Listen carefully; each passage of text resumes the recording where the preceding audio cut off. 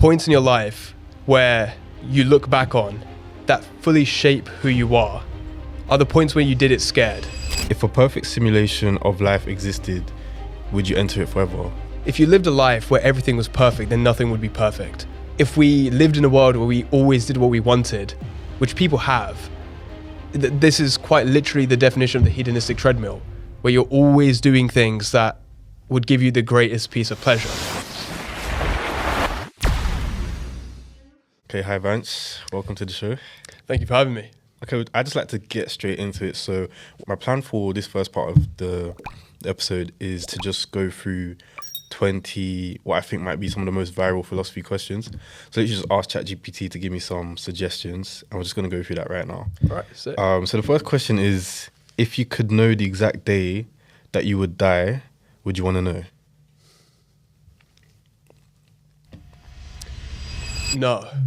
No. Okay, why is that? If the day is close by, I wonder if that would make you a little more present on the things that you're doing now.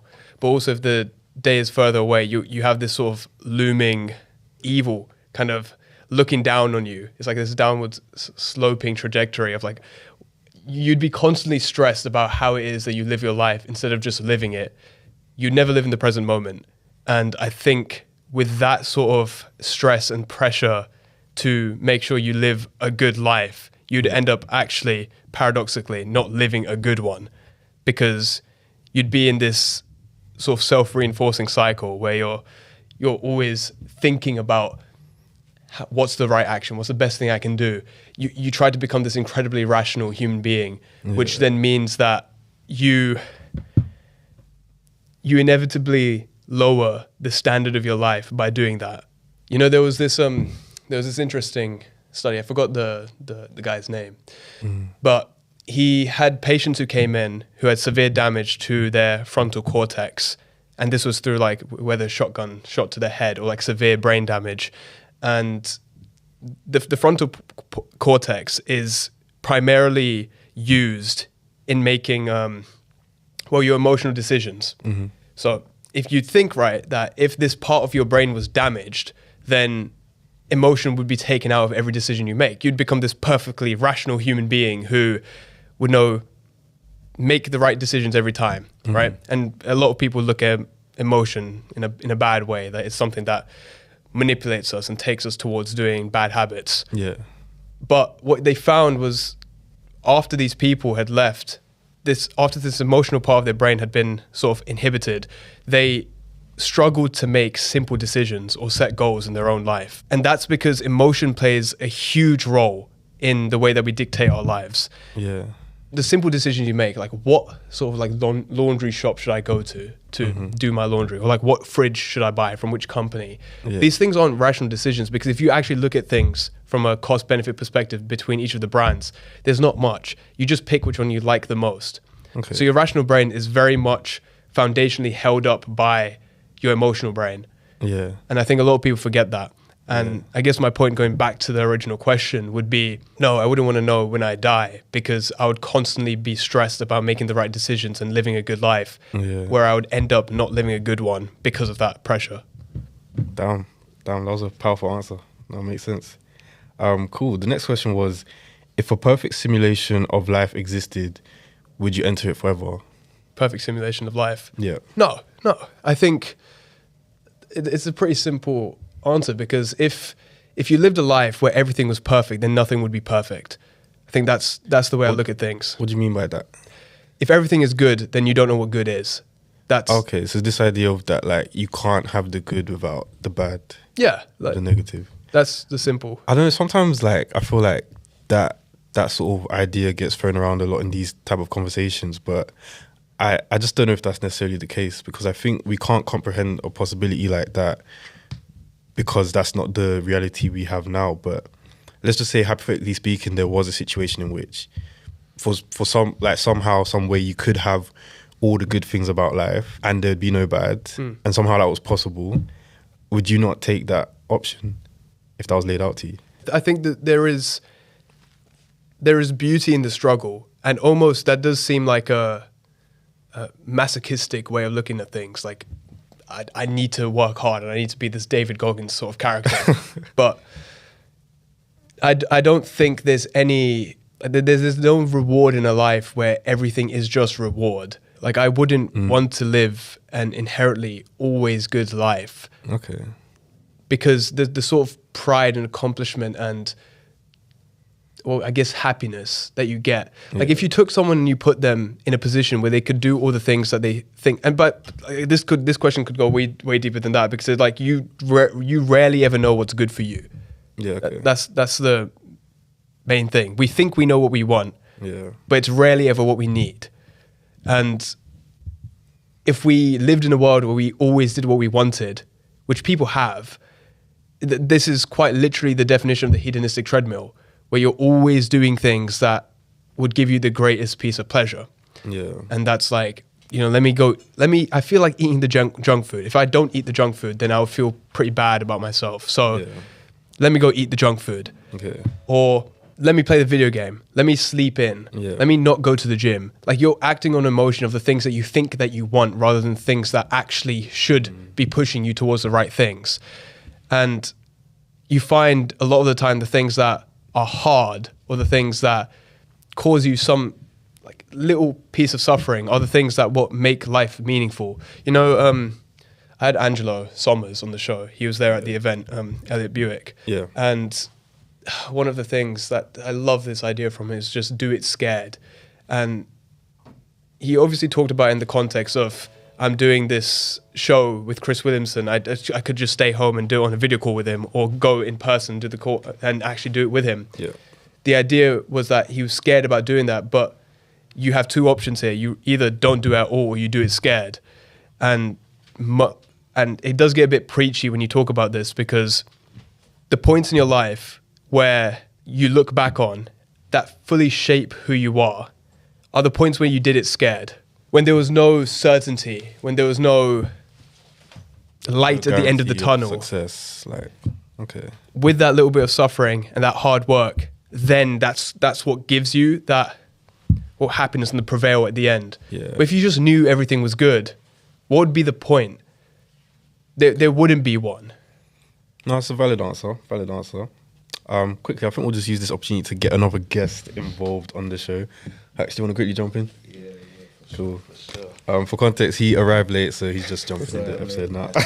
Man, I'm professional, but no, it's cool. Came at the perfect time. We're actually what's up, dude? See you, bro. Oh yeah, I should probably introduce you guys. Yeah, so this is Vance, this is Hax. Hax, we used to do podcast episodes together back in the day, and I met Vance at a philosophy event a couple of weeks ago. Yeah. See you, bro. Yeah. Speaking of philosophy, what we're doing now is so I asked ChatGPT some of the toughest, like 20 of the most toughest viral philosophical deep questions. All right. And we're just going through them now. So yeah. Say no more. One question to you. I just asked if you were in a perfect simulation of, if a perfect simulation of life existed, would you enter it? Perfect simulation. Yeah, so I think like The Matrix, and I think they even talked about this in The Matrix. There was one version of The Matrix where everything was just perfect. Yeah. Would you live in that sort of simulation? Probably not, Interesting. Why not? I think if we're still living just as like normal humans, I feel like you're fulfilled by completing things and doing things, innit? So like if everything's perfect, it's like when you go to the gym, you work for your body, you work for your gains and stuff. Okay. If you just basically walk in and you basically got the chiseled body already, it's like humans kind of, they have a sense of accomplishment by doing things, and that's what kind of gives you purpose and want to go on. If everything's just perfect, it's like, what are you living for? Okay, so you're kind of giving sort of a similar answer to Vance as well. So it seems like what I'm gathering from both of you is there's sort of joy in the suffering. Is that what? To an extent, suggesting? Yeah, like there's a purpose behind it. There's something you're aiming towards, rather than it just being completed. It's like, as a filmmaker, if you've basically got onto set but everything's been done, and you're basically ready for the premiere, and then everyone loves it, and then there's no feedback from anyone to say, oh, you can do this better, you can do that better. Like, we thrive off of learning from mistakes, whether it's suffering, whether it's going back and studying, do you know what I mean? Yeah, no, interesting. If you like this episode, we're going to be doing more things like this. We're going to be talking about like philosophical concepts, trying to apply them to modern day situations. If that's the kind of stuff you want to be seeing, Make sure to like, comment, subscribe, and all of that stuff. Also, there's going to be a link in the description to a community I'm starting. It's a new online community where you guys can talk about conversations like this. Might even do live video calls as well. If that's something you're interested in, check that out as well. As much as I do agree with you on that was my take as well.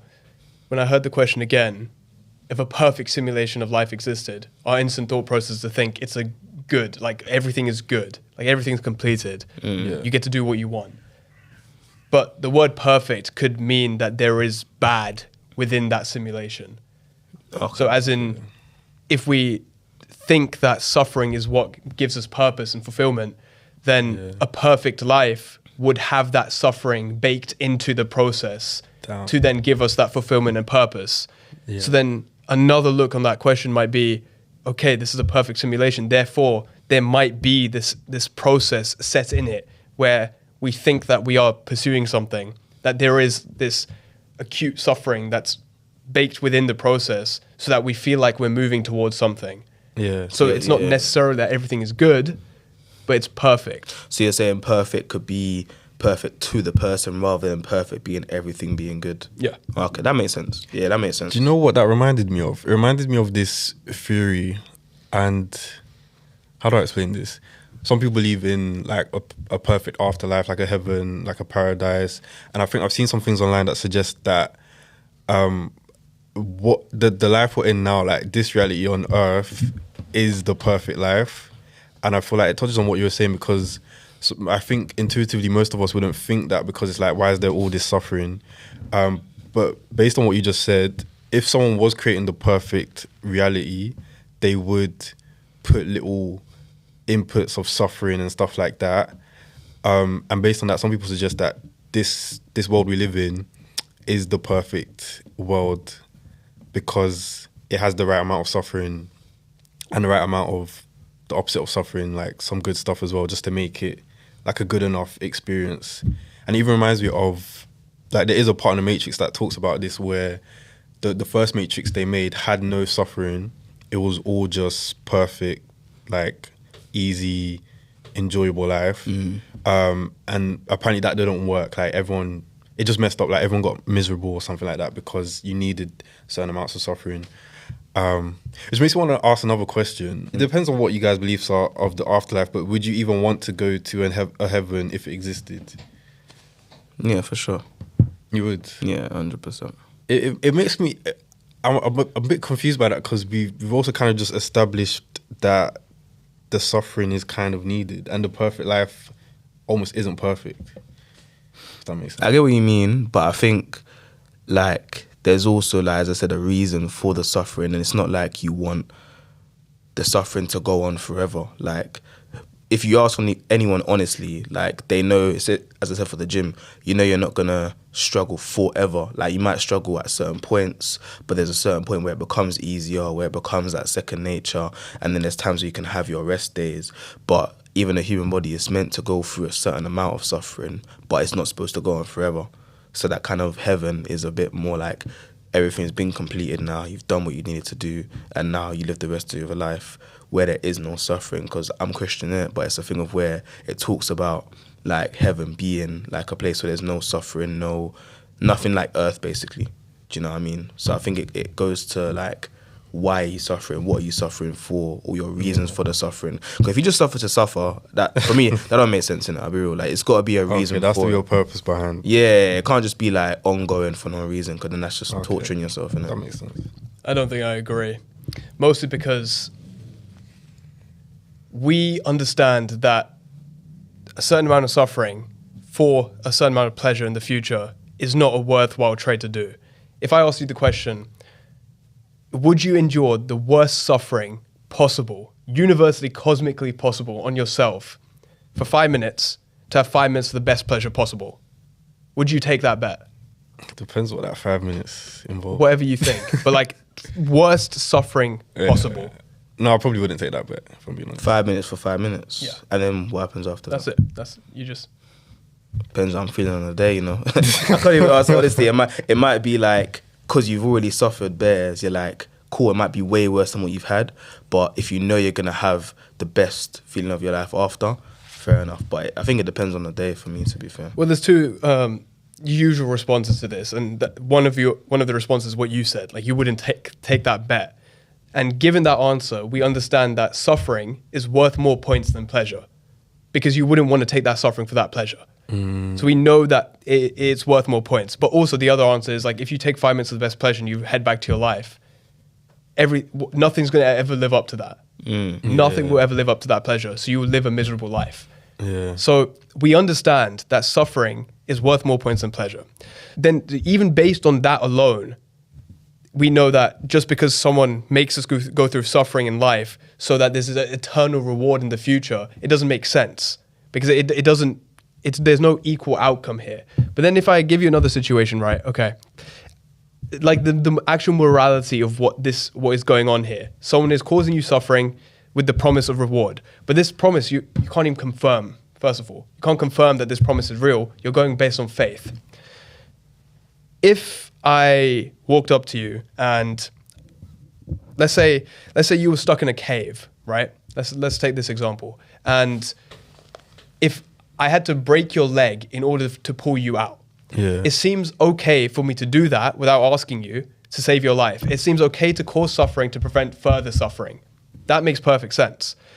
But if I walked up to you and broke your arm and said, oh, but without your permission, by the way, I just break your arm and I say, oh, you're about to get, I don't know, an encyclopedic knowledge of philosophy, you'd be like, what the fuck? Like, why have you just broken my... You wouldn't accept that trade because I've gone up to you without your permission and broken your arm. So I've caused you suffering for this pleasure after, but we don't like that the idea of that in comparison to causing someone suffering to prevent further suffering. Yeah. So when we think about it in the larger context, like, oh, we've been put here to suffer so that we eventually get this pleasure after, that doesn't seem morally right. Okay. So this kind of touching on like the problem of evil argument, or the problem of suffering as a, like, I guess as a critique of like most religions which have this promise of the afterlife. Obviously people struggle to like believe in these religions sometimes because there's so much suffering in the world. And I guess the question is like, is the eternal reward after, does that justify the suffering? And you're suggesting it doesn't. Yeah. And we understand that. We see that in our day-to-day lives. We know for a fact that causing suffering to prevent further suffering seems okay, but causing suffering for pleasure doesn't seem okay. We know that. Like, morality is a different question in itself, like why we know that. But on a basis level, we would not take that trade. Speaking of morality, there's actually another question here on morality, which we might as well get into now. Can't find it. But I think the question was, do you guys think morality is objective? Like, it's an actual thing that's out there? Or do you think morality is invented by society and culture and like traditions? I think... I don't really like saying both all the time for a lot of answers. I like to kind of say what it is. I think most of the time it's subjective. There's a lot of grey areas though. There's a lot of things based on culture where some people think it's right. Yeah. Like, for example, on like a smaller scale, let's say like discipline for like kids, right? Whatever culture you came from and you've been raised differently, there's this whole debate. I don't know if you saw this video recently of like basically a dad, I think in the States, his daughter was chilling with like some maybe kids that are up to no good basically. And he says he's apparently tried everything with her. So he's basically got a belt. She's at a gas station chilling with them and he's whacking her basically, like basically giving her beats and like embarrassing her in front of everyone. Someone's got it on video. She's saying stop, stop and whatever. I think someone's trying to stop it. Obviously, a lot of people will say that's morally not right because you're obviously inflicting pain on your child. Obviously, it's embarrassment. It's against the law. Yeah. But a lot of people that grew up with that, especially like older generation kids, will be like, that's normal. They got it lightly. That's not even morally wrong. That's just how it is.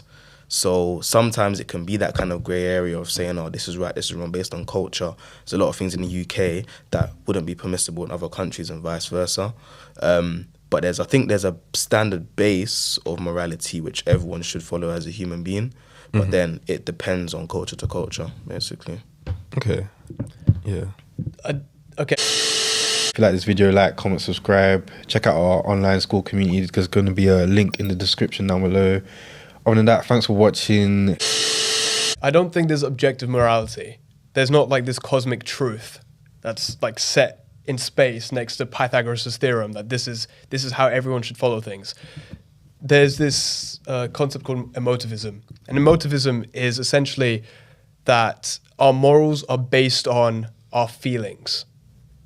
Someone goes and kills another person. We think that's morally wrong because they've killed another person. But why do we think that? Well, this thing that's happened made us feel bad. We didn't like the feeling that situation made us feel, so we defined it as something we need to avoid. Human rights. Yeah. You can't kill another person. Our emotion built that to come about. Human rights isn't something that's cosmically true. It's as a result of our emotions, of the way that we feel about things. So instead of being like, murder is morally, cosmically wrong, it's more like, boo murder. Okay. That's the sort of route that we take about morality, at least. And yeah, you're right. Morality does shift in different traditions and cultures. Jonathan Haidt talks about in his book, The Righteous Mind. And he says that there's 3 different types of ethics. He had certain situations which he asked people to define. Well, he asked people these situations. He asked them to tell him whether these were morally right or wrong. I'm not going to say them because they're very vulgar. But the main concept here is that when he asked different cultures and societies these questions, the ethics switched. Ethics and morality are 2 different things. Like, actual morality is like what defines something as morally wrong. I think a good definition would be something that causes pain, suffering, harm onto an individual. And whether that be through like physical suffering or emotional suffering, those are 2 different things. But like, that's still some level of suffering. So I think that defining morally wrong makes perfect sense. But ethics in this case, where it's like, okay, you have ethics of autonomy, ethics of community, ethics of sanctity. I think that's what it is, or religiousness. It's something like that. But basically, if you are weird, this is the acronym he uses. So W standing for Western, E standing for educated, I for, I think it might be independent. I can't remember the exact one, but R, rich, and D, democratic. If you're all these things, you're more likely to err towards ethics of autonomy, which is if someone does something bad that doesn't affect other people, cause suffering to other people, they can do that because it's their autonomy, it's their choice. And that's like a very Western liberal way of looking about things. Whereas if you go to ethics of community, you do something bad, it not only stains you, it stains the entire community as well. And then finally, you have the ethics of, well, sanctity, which is very religious based. So if you do something bad, it doesn't only stain you, but like you have this Holy Spirit inside of you that's also been stained, or you're doing bad in the name of God, effectively. So your ethics will change independent of these factors. But yeah, I think there's no objective morality. It's very much based on our emotion. And if we feel bad about something, collectively, to enough an extent, we'll chuck it in as this sort of human rights. Okay, interesting. I guess my next question is, which one do I want to pick? Okay, yeah, next question I want to pick is, do you guys think immortality would ruin life?